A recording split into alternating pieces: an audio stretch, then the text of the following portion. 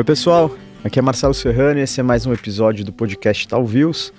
Antes de começar, eu deixo o convite para você que nos acompanha aqui seguir as nossas outras plataformas. A gente tem criado vários conteúdos complementares aos episódios no nosso perfil do Instagram e todos os relatórios aqui do Research da área macro ficam disponíveis no canal do Talviews no Telegram. Bom, hoje a gente dá uma folga aí para falar dos temas de tarifas e Trump, para comentar um pouquinho o mercado de renda fixa. A gente vai falar bastante sobre créditos privados. A ideia é fazer um balanço da temporada de resultados das empresas sob a ótica de crédito, né? Então a gente vai tentar entender o momento dessas companhias, comentando também como estão os fluxos de investimento para renda fixa, em especial para créditos privados. E a gente vai comentar também perspectivas para o ano, interesse dos investidores, impacto de todo esse cenário macro global e doméstico nessa classe de ativos, entre outros pontos. E para nos ajudar com essa discussão, a gente conta com as presenças hoje do Lucas Queiroz, que é o Head na cobertura de renda fixa aqui no Research do Itaú BBA, e o Dante Nutini, que é trader de créditos privados na tesouraria do Itaú. Dante, Lucas, tudo bem? Tudo bem, Marcelo? Fala, Marcelo. Boa tarde. Beleza. Prazer aí contar com a presença de vocês. Para a gente começar, Lucas, como que a última temporada de balanços nos ajuda a fazer uma leitura do perfil de crédito das empresas, as principais empresas listadas, né? Como que elas estão no geral, desde, enfim, resultado operacional até nível de endividamento? Queria começar a fazer um balanço dos balanços aí pelo lado de crédito. O balanço é positivo no sentido de que, fechado agora a temporada, dados consolidados de 2024, a gente viu ou uma manutenção ou uma queda nos índices de alavancagem para a maioria das empresas que a gente cobre. O investidor ele tende a linkar um cenário mais difícil, juros mais altos, com talvez problemas de crédito. E aqui não é isso que a gente tem visto, porque tem outros fatores que têm uma relevância ainda maior, né? Então, a gente conseguiu ver, por exemplo, as empresas ligadas ao setor de locação de veículos, que é uma que a gente olhava de perto, também mensurando esse risco de crédito, conseguiram passar tarifas, né, repassar tarifas para o consumidor, que aumentaram os preços. Isso decorre de uma demanda forte, né? O que basicamente a gente viu um PIB ainda bastante resiliente no Brasil, ano de 2024, o setor de papel e celulose também navegou bem, conseguiu uma desalavancagem ao longo do ano passado. A gente também vê dinâmicas mais globais, o setor de siderurgia no Brasil sofrendo com a entrada do aço chinês. Então, um tema que tem sido quente recentemente, que é a guerra comercial, de uma certa maneira a gente viu isso acontecer, tem visto isso acontecer também no Brasil.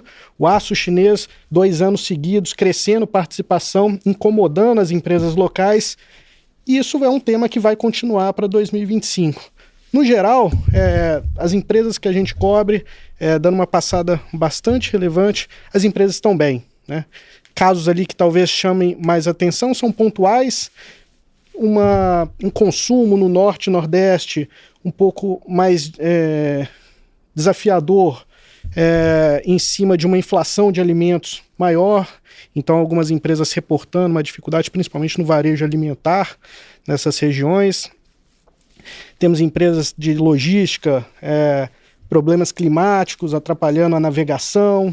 Então foi uma série de fatores no balanço positivo. As empresas entram em 2025 mais capacitadas. A gente já vai estar em vias de ter os resultados do primeiro trimestre, que a gente já antecipa também que vão seguir nessa linha. Então os resultados, no geral, do ponto de vista de crédito, a gente projeta aqui um cenário ainda positivo, com dinâmicas para frente que a gente vai ter que discutir aqui.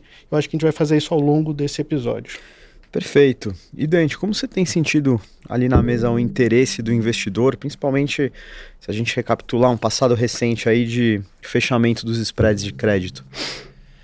Acho que é bom recapitular, tentar lembrar um pouquinho do que foi o 24, né? O 24 foi um ano de, a gente brinca que é um ano de alinhamento de astros para o mundo de crédito privado, né? Muito fluxo de dinheiro para os fundos de crédito, abertura de fundos de infra, acho que o investidor final se interessando muito pelo assunto e procurando muito, né, essa classe de ativo na alocação do portfólio.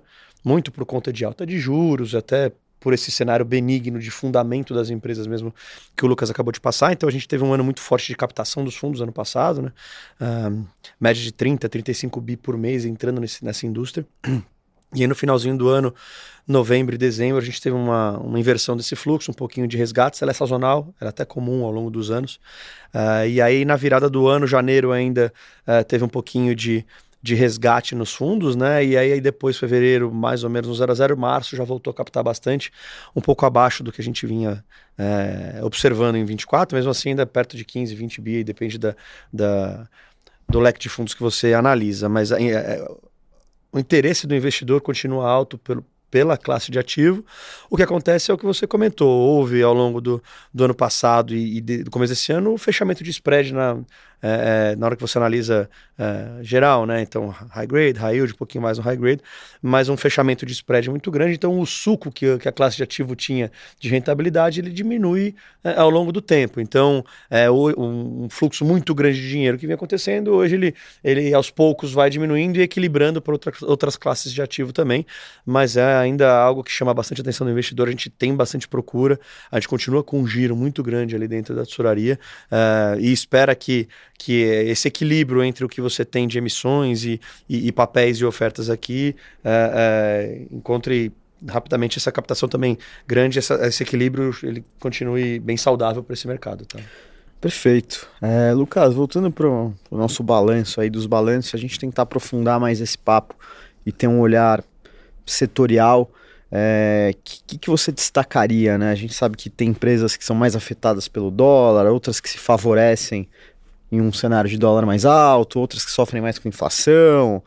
Se a gente pudesse tentar listar empresas ou segmentos vencedores aí dessa temporada, pela ótica de crédito, o que a gente listaria aí? Essa pergunta é interessante, ainda mais vindo aqui para um analista de crédito, né? Porque o analista de crédito, se isso fosse um jogo de futebol, ele estaria mais para ser um goleiro do que um atacante. A gente está sempre tentando não deixar aquela bola passar, né? E aí, quando a gente olha para as empresas, a gente está sempre olhando o que pode estar errado. Então, quem que ganhou, na verdade, talvez sejam empresas que mais se destacaram aqui na nossa cobertura, por exemplo, a BRF. BRF é uma empresa que vinha de um cenário desafiador anos atrás, teve um momento muito positivo no ano passado, produtores de aves em geral tiveram, a JBS com a Pilgrims também conseguiu ter uma surpresa muito grande, que inclusive na JBS compensou, né? A gente está num momento de ciclo mais complicado lá nos Estados Unidos, a parte de aves, então conseguiu sustentar a JBS. A BRF aqui no Brasil foi na mesma linha, um resultado muito bom ao longo de 2024. E a mais impressionante, porque a Marfrig é a controladora da BRF, então ela teve aí mais de 70% do seu resultado operacional vindo da própria BRF. Então foi um turnaround ali na BRF que acabou impactando outra empresa também da nossa cobertura. Seria ali o que eu destacaria de mais impressionante ao longo de 2024, né, com esse balanço já fechado. Mas a gente continua vendo empresas indo muito bem, né? Então, já citei aqui também o caso do setor de papel e celulose. Suzano, Klabin tinham algumas dúvidas no início do ano passado em relação aos projetos, tanto o projeto Puma 2 quanto o projeto Cerrado, são grandes projetos para a companhia, conseguiram tocar isso ao longo do ano passado, vão agora para um cenário que a gente imagina talvez de uma desalavancagem, então também são, em certa maneira, vencedoras, porque no momento que a gente deve observar a taxa de juros ainda, né, uma média ainda mais elevada em 2025 do que foi 2024, essas empresas já estão realmente posicionadas para isso, que é aquele momento de desalavancar, né? Então é um momento que você diminui o volume de investimentos, observa a maturação dos que você já fez no passado. Então essas empresas também estão muito bem posicionadas. São essas aí talvez as vencedoras. A gente sempre gosta muito também, né, aqui no crédito, o setor elétrico, previsibilidade de receitas, são sempre vencedores. Então não destacaria aqui nominalmente, porque geralmente é o setor ali mais tranquilo dentro da cobertura, mas se tivesse que nomear uma empresa aqui, eu iria de BRF aqui para o resultado do crédito. Legal. E se a gente tentar aprofundar também a tua resposta anterior, Dante, de o que o investidor tem buscado, como é que está o interesse dele, como que está esse interesse se a gente compara high yield com high grade num cenário de fechamento de spread? Chamou mais atenção high yield, por exemplo, ou não? Há alguma predileção por segmento ou por algum perfil específico de empresa? Pô, boa pergunta, Marcelo. Aqui depende muito da casa que compra. A gente fala que tem casas e casas. Tem casas que preferem alguma coisa mais do high yield, outras do high grade, mas assim, a toada, tanto de 24 quanto do começo desse ano, é uma demanda muito maior por high grades. Assim. Acho que o fato de ter pouco suco nesse mercado de crédito por ter fechado bastante spread, intuitivamente você fala, pô, então o pessoal foi atrás de yields maiores e tudo mais. Nem sempre acontece. Ele prefere assim, deixa eu ficar num lugar mais defensivo, onde caso tenha um turnaround ou a gente tenha algum Black Swan aqui, eu estou mais defendido. São empresas que me machucam menos a rentabilidade no longo prazo ou no curto prazo, quer que seja. São setores, e aí trazendo já para o setor, o elétrico é uma procura muito grande, principalmente linhas de transmissão. Então, isso aí pensando mais no público institucional. No público pessoa física, muito atrelado ao nome. Se é considerado, por exemplo, tem uma emissão de Vale, pô, muito demandada, um nome que vem pouco, que o pessoal conhece, um crédito super sólido. Sabesp, que sejam alguns nomes que o público conhece bem, tem atraído bastante demanda do investidor pessoa física e tem ajudado, inclusive, no fechamento de spreads aqui, e aí numa classe mais olhando para a parte de isentos aqui, né, de debêntures de infra. Então, na média, essa diferença de spreads entre o high yield e o high grade, ela aumentou ao longo do ano passado, ou seja, a demanda por high grade foi maior e essa boca de jacaré ela aumentou. Antes de alguns problemas de empresas específicas que a gente teve em 2023, esse spread ele era mais próximo, high grade com high yield. Depois do pessoal ter passado por alguns estresses de fundamento de crédito ou de fraudes que passaram ao longo de 2023, você viu essa diferença aumentar. Então, o investidor ele exige muito mais prêmio para tomar o risco do high yield e a demanda do high grade muito alta. Eu acho que isso vem também de onde o dinheiro está entrando nas casas. As casas, as assets de bancos têm captado muito dinheiro, e aí é um público que busca mais alguma coisa um pouco mais segura, ele não busca tanta rentabilidade, ele prefere estar num porto seguro para caso aconteça alguma adversidade, ele está protegido no curto, médio e longo prazo aqui. Perfeito. Tentando linkar com a pauta do dia aqui, Lucas, que são as tarifas do Trump, essa guerra comercial, a gente estima aí uma desaceleração de atividade global aqui no Brasil também. Como é que esse cenário todo pode impactar as empresas aí do ponto de vista de crédito? Esse é um bom ponto, né? E a gente está num momento bastante volátil para emitir uma opinião aqui, então isso é mais interessante. Tirando todo esse ruído dos últimos dias, mercado subindo, caindo, taxas também nessa mesma magnitude de volatilidade, parece que a figura geral aqui é de algum nível de desaceleração, como você mesmo comentou, né? Então, a gente não sabe ao certo como vão ficar essas tarifas, mas diante desse cenário todo, isso gera incerteza, isso gera postergação dos investimentos, isso deve bater na atividade como um todo. E aí, como que isso vai afetar as empresas? Tem várias maneiras de ver. Uma delas, né, a gente tem observado aqui, como que a China vai responder a isso. Então, tem uma segunda derivada de toda essa discussão, se o mercado americano se fecha para a China, ela deve colocar os seus produtos em outras geografias, né? Pelo menos é o que ela vai tentar conquistar novos mercados. A gente observou aí ao longo desse último ano e também do ano de 2023, como eu comentei, a questão do aço chinês, né? Então, isso pode ter aí uma continuidade, é um tema que vai continuar afetando as siderúrgicas. A gente tem que entender também a própria demanda chinesa nesse cenário para entender as nossas exportações de minério, então é um setor que está bastante relacionado. Mas, de forma geral, Marcelo, a gente ainda vê no Brasil taxas ainda elevadas. Tá? Então, o cenário que a gente tem aqui na conta, e o mercado, mesmo depois desses dias de queda na curva de juros, as precificações aqui ainda indicam juros de 2 dígitos pelos próximos anos. Então a gente imagina que vai ser um cenário desafiador. Pensando aqui especificamente numa possibilidade de um arrefecimento adicional na atividade econômica do Brasil, empresas mais ligadas aqui ao ciclo doméstico, obviamente, vão ser as impactadas diretamente. E aí a gente volta o olhar para as empresas de locação de veículos. Essas empresas estavam no nosso radar ao longo do ano passado, também tentando monitorar essa possibilidade aí de uma piora nas métricas de crédito. As empresas conseguiram navegar muito bem.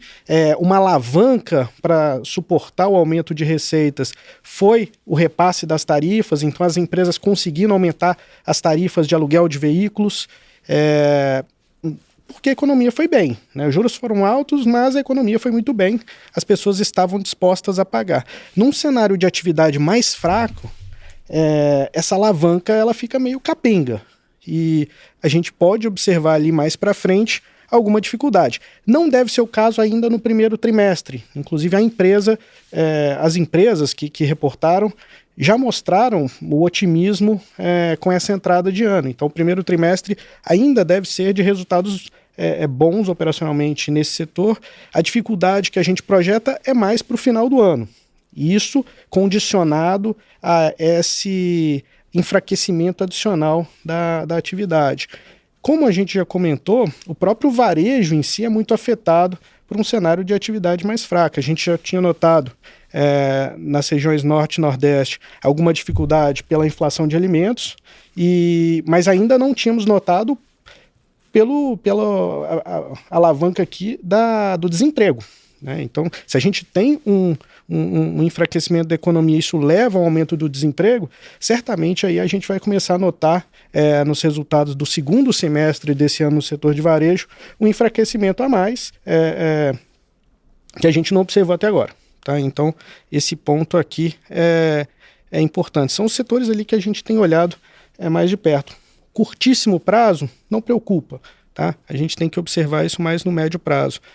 O setor, como eu comentei aqui também, de siderurgia, que vem sendo afetado e pode continuar sendo afetado, parte de níveis de alavancagem muito baixos. Né? Então você pega Usiminas, própria Gerdau. O caso que talvez chame mais atenção é a CSN. Né? A CSN sofre desse mesmo problema, que são os preços de aço. No caso dela também sofria nesse ano com o preço do minério. Num cenário adicional de enfraquecimento das commodities, com uma atividade doméstica mais fraca, a gente pode ver talvez piora nas métricas de crédito. Qual o ponto aqui? Talvez que para o curto prazo dê uma certa tranquilidade para esses setores que eu mencionei. Como o Dante falou, a demanda tem sido muito forte pelo mercado de crédito. Então, nesses anos de juros altos, as pessoas acabaram mudando seus portfólios para uma alocação maior em renda fixa no geral. Essas empresas conseguiram estender o prazo médio das suas dívidas. Então, a gente não vê um risco de refinanciamento aí para 2025 e nem para 2026, nenhum desses setores. Então, elas possuem liquidez bastante adequada, baixos níveis de necessidade aqui, então, de vencimento de suas dívidas nesses 2 próximos anos. Então isso vai dar uma certa tranquilidade. A gente vai ver uma piora, talvez, nas métricas de crédito, mas sem, de fato, levar para um cenário pior. Então a gente no nosso universo aqui, não temos empresas ali que chamam uma atenção, talvez, para esse ano de 2025. Dante, olhando para equities aqui, tem sido uma montanha-russa, né? Dias muito voláteis, mas eu tenho uma dúvida. Quando a gente olha para a tua mesa lá, para o investidor que compra crédito privado, todo esse estresse impacta de alguma maneira? A turma faz algum trade mais curto quando a gente pensa em crédito, ou tem um fluxo indo para crédito que enfim, proveniente desse temor aí da confusão que está do lado de equities? Como é que impacta no teu mundo lá? No final são dois efeitos, né?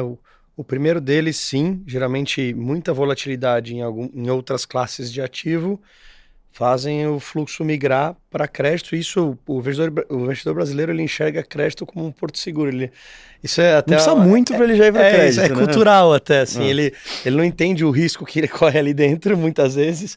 Então, acaba vindo para renda fixa, porque até muitas vezes ele lê o nome renda fixa e acha, esse negócio é menos volátil, que não necessariamente é uma verdade, mas sim, esse fluxo natural acontece.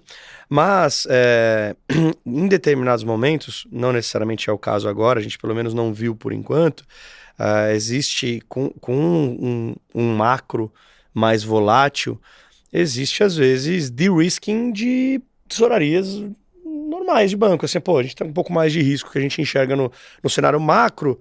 Todas as mesas podem diminuir um pouco o risco que tem nos seus portfólios e aí pode entrar algum fluxo a mais de venda ou não. A gente não viu nenhum caso nesses dias, por mais vol que tenha tido, não viu nenhuma tesouraria do mercado precisando diminuir risco ou fazendo isso através da mesa de crédito.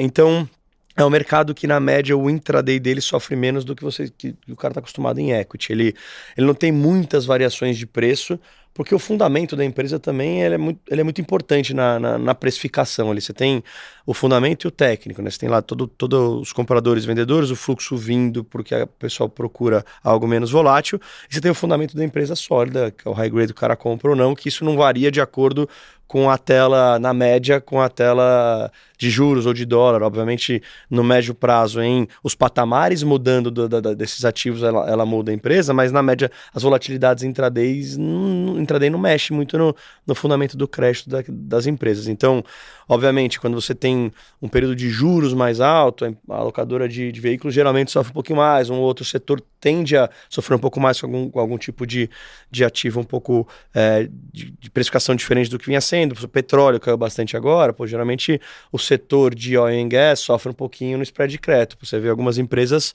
tendo aberturas de 10, 15, 30 bases por conta, o cara faz a conta e fala, peraí, esse cara vai ter um EBITDA muito menor, a alavancagem dele vai subir, deixa eu ficar um pouquinho mais defensivo, vou vender a minha exposição no setor.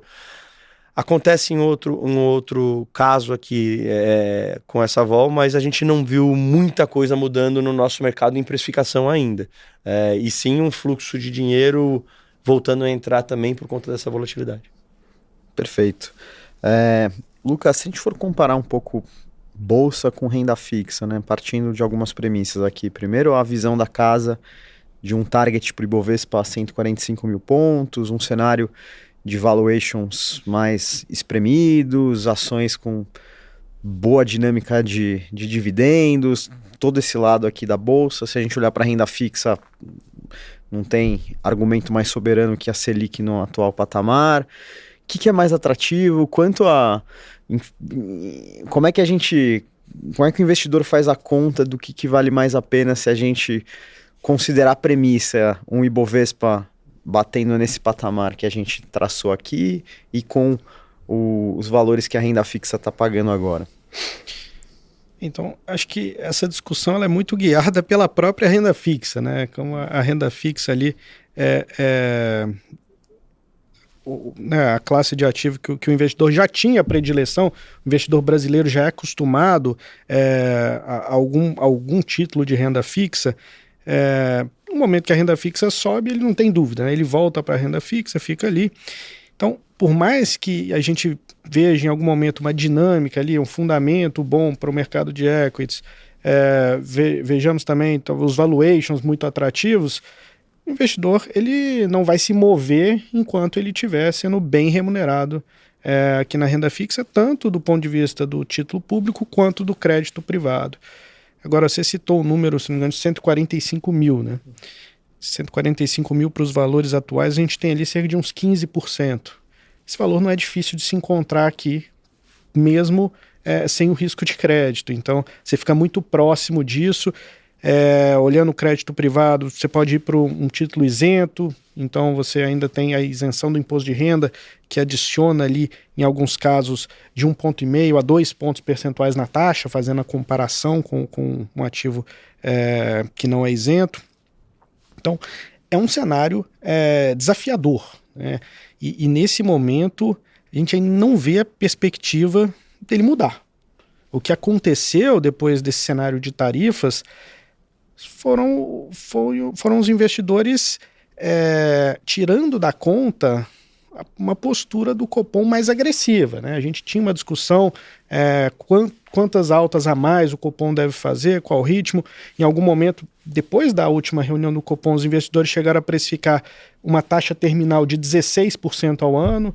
Essa discussão das tarifas, do enfraquecimento da economia global, acaba colocando um teto nessa discussão. Os investidores agora, a curva precifica, como eu comentei anteriormente, 15% ao ano. Acho que é mais adequado ao cenário, ao nosso cenário também previsto, né, o time de economia aqui do banco. Então, vai ser difícil, tá, para a Bolsa. Acho que a gente ainda vai navegar um período complicado, visto que os investidores vão fazer essa conta, né? Então, você coloca ali 5, 6 anos rendendo a IPCA mais 6, 7, 8, 14, 15% de taxa, é muita coisa, né? Quando você faz a conta do Ibovespa, quanto que o Ibovespa precisa para chegar lá, difícil. Se o Ibovespa chega a 145 mil pontos, o investidor teria quase a mesma coisa alocando aqui num título com uma volatilidade muito menor, né? Então, enquanto a gente não observar fundamento de inflação cedendo e dando espaço para o Banco Central em si iniciar um corte de juros mais relevante, acho que o investidor vai ficar muito tentado a manter as suas posições na renda fixa e o fluxo não deve vir. De onde ele pode vir? Talvez do cenário internacional, né? Talvez algum apelo do investidor por mais risco, por mercados emergentes. A gente tem que ver como vai ficar. O cenário está bastante volátil. Essa questão das tarifas, né, esse vai e vem dos últimos dias deixa a história difícil, mas eu continuo acreditando que é a renda fixa que vai dominar esse fluxo. Então, quando a gente vê um cenário de juros mais baixos, a gente deve observar, então, o investidor virando os olhos para outras classes de ativos. Eu queria pegar carona nesse comentário de ciclo de política monetária para entender com o Dante se ele tem percebido alguma mudança de comportamento do investidor agora que, de acordo com o consenso de mercado, a gente está bem próximo ao fim do ciclo de alta e até esse cenário de arrefecimento de atividade dá pelo menos uma ideia de que essa taxa pode cair antes do previsto, né? Não, ele não muda. Acho que para o investidor, e aí pensando no investidor pessoa física aqui, né, que tem um impacto maior no patamar de juros, ele olha muito o juro de hoje. Ele olha aqui e fala assim, pô, hoje estou a 13, 14, que vai chegar a 15, eu quero ficar nesse negócio, que é o que o Lucas falou. Bom, me arranja um título isento aqui a 13,5% ou IPCA mais 7,5%, para 15 anos que eu fico nesse negócio. Ele não... Obviamente tem investidor, na média, ele não vai olhar quando que o ciclo acaba, onde começa a cair, aqui que eu devo... Para ele é os juros spot, que a gente fala que é o mais importante. Pô, hoje eu vejo aqui na minha tela 14. Então, para mim tá ótimo, eu não vou sair daqui. Então, a mudança que fez com que o fluxo viesse foi a do ano passado, que ele saiu de um patamar lá de baixo, veio subindo juros, que percebeu que o Banco Central não é parar de subir juros, e ele falou, opa, ali vai ser meu porto seguro, com uma rentabilidade muito alta, e aí, fugindo do mundo de crédito, até no título público, né? Ele consegue comprar NTNB a IPCA mais 7,80 hoje, dependendo do vértice. Então, poucas vezes a gente viu no nosso, pelo menos eu que, sei lá, trabalho desde 2007, não sei quantas vezes você viu perto de IPCA mais 8, não foram muitas assim. Então é um cenário que ele olha hoje, ele fala assim, esses juros me deixa muito tranquilo para não sair dessa classe de ativo, que seja renda fixa de uma forma geral, não necessariamente crédito. O que adiciona a demanda para crédito, muitas vezes é a isenção, né? Ele tem a debênture de infra, ou até mesmo um picapezinho de taxa, ele olha um crédito que ele acredita não ter muito risco, e ele fala, pô, para ganhar mais 1,5% do que eu ganharia no título público, parece fazer sentido, eu rumo para esse caminho. Mas a mudança da política monetária a zero de jogo, ela não influencia tanto na decisão do investidor agora.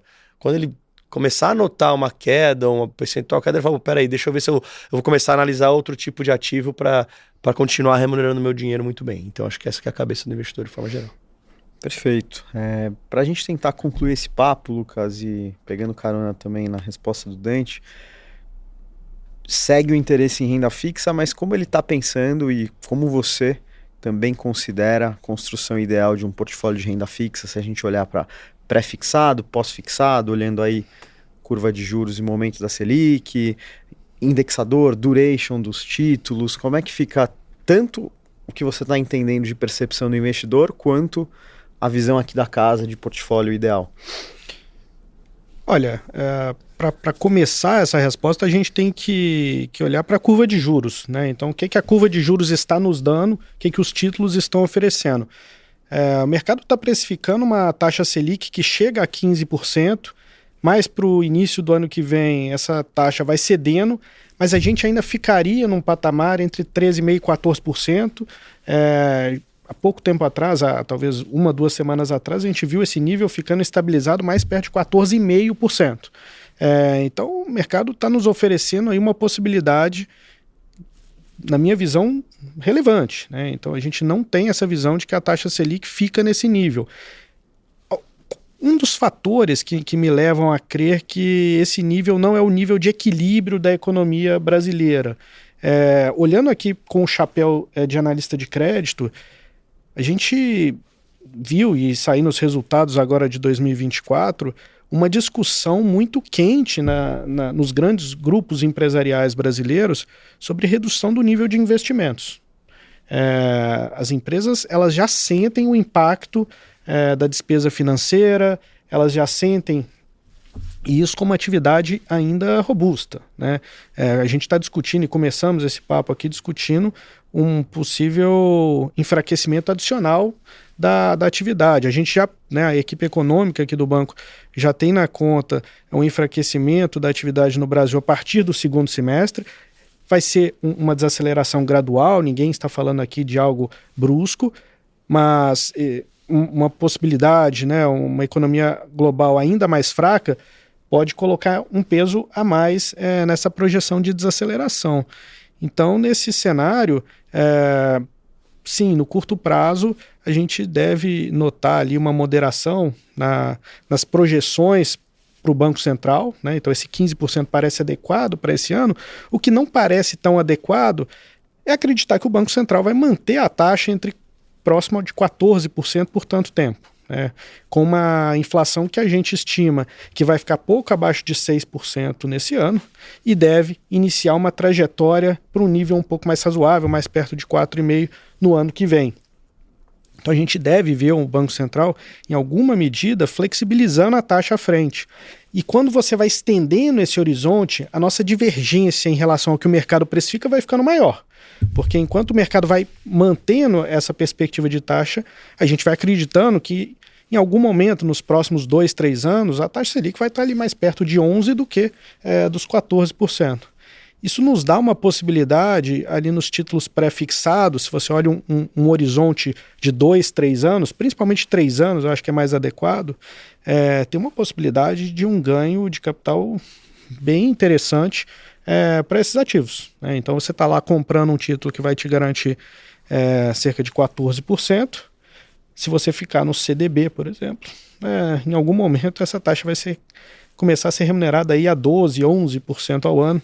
O investidor vai sentir, obviamente, efeitos acumulados, né? É o que chama a atenção do investidor. Isso vai ser aí, então o prazo de 3 anos me parece mais adequado.